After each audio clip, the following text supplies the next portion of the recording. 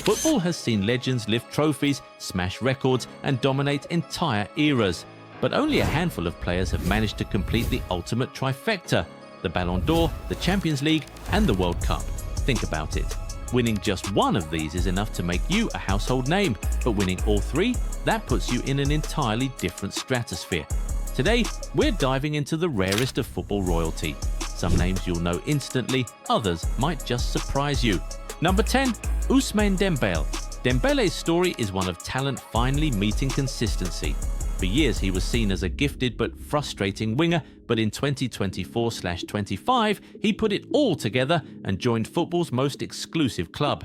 His Ballon d'Or in 2025 was the reward for a sensational season at PSG, where he racked up 33 goals and 15 assists in 49 games, driving them to a historic treble that included their first ever Champions League.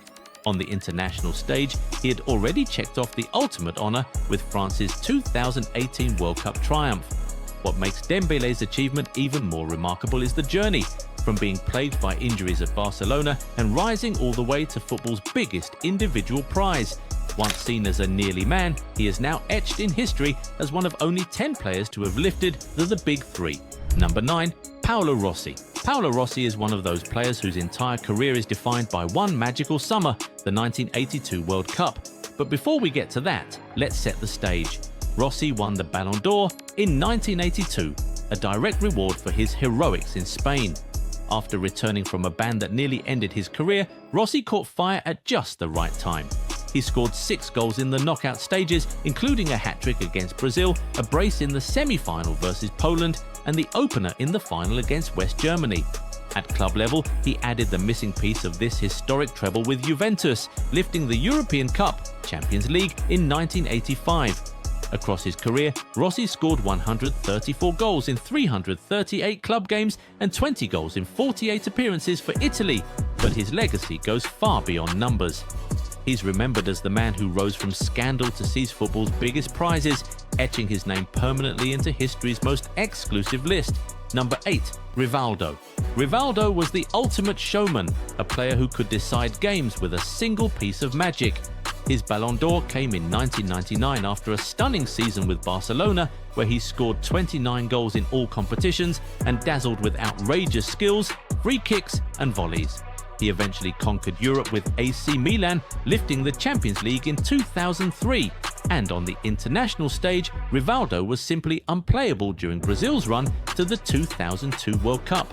He scored 5 goals in 7 games, including crucial strikes against England, Belgium and Turkey, proving himself one of the tournament's most consistent match winners. By the end of his career, Rivaldo had over 350 club goals and a reputation as one of the most technically gifted forwards in history, a player who combined flair, power and end product to secure his place among football's immortals. Number 7. Ronaldinho. Ronaldinho was football's biggest smile, and for good reason, because he played the game like it was pure joy. At his peak, he was unstoppable, dazzling skills, outrageous dribbles, and the ability to win games with a flash of genius. He won the Ballon d'Or in 2005 after leading Barcelona back to the top of European football with his magic, including that famous standing ovation at the Bernabeu after humiliating Real Madrid with 2 goals in El Clásico.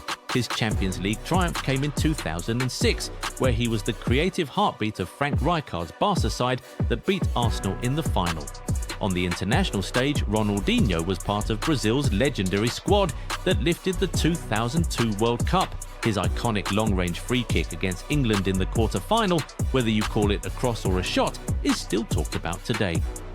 Ronaldinho's place in this exclusive club isn't just about trophies, it's about the joy and artistry he brought to every one of them. Number 6. Gerd Müller.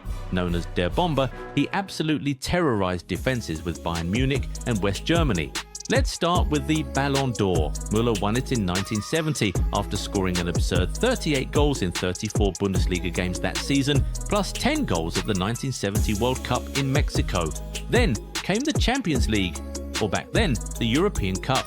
With Bayern Munich, Müller spearheaded their dominance, winning 3 consecutive titles from 1974 to 1976, scoring in the finals and racking up 34 goals in 35 European Cup appearances overall.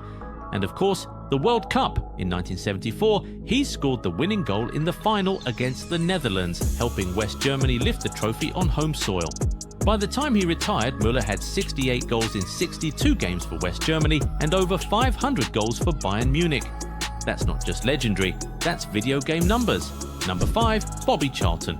He was the heartbeat of Manchester United and England during an era that shaped the modern game. His Ballon d'Or win came in 1966, the same year he inspired England to their first, and still only, World Cup triumph. At club level, his crowning glory came in 1968 when he captained Manchester United to their first ever European Cup victory, scoring twice in the final against Benfica. In total, Charlton bagged 249 goals in 758 appearances for United, a record that stood for decades, and he remains England's third all-time top scorer with 49 international goals. Number 4, Kaka. Kaka was the last Brazilian to win the Ballon d'Or before Messi and Ronaldo took over the award for a decade, and he did it in style. In 2007, he claimed the Ballon d'Or after leading AC Milan to the Champions League title, finishing as the competition's top scorer with 10 goals, including unforgettable solo runs where he glided past defenders as if they weren't even there. Kaka was part of Brazil's 2002 World Cup winning squad, just 20 years old at the time. Over his career, Kaka racked up over 200 goals and assists combined at club level, played more than 90 times for Brazil, and won almost every major honour available. At his peak, he was the perfect blend of power, grace and vision, a player who could dribble like a winger, pass like a playmaker, and finish like a striker. Kaka didn't just win football's 3 greatest prizes, he did it while making the game look beautifully effortless. Number 3, Franz Beckenbauer. Franz Beckenbauer wasn't just a player, he was Der Kaiser, the man who redefined what it meant to be a defender. His Ballon d'Or wins came in 1972 and 1976, rare for a defender, but completely deserved given how he controlled games from the back with his composure and vision. With Bayern Munich, Beckenbauer led them to 3 straight European Cups, 1974 to 1976, cementing their dominance in Europe. And on the international stage, he was just as iconic. After captaining West Germany to glory in Euro 1972, he went one better by lifting the World Cup in 1974, beating Johan Cruyff's Netherlands in the final. His leadership was immense. He earned 103 caps for West Germany, chipping in 14 goals despite playing as a defender. Beckenbauer wasn't just a winner of the big 3 honours, he was the stylish heartbeat of every team he played for, a player who made defending look like poetry.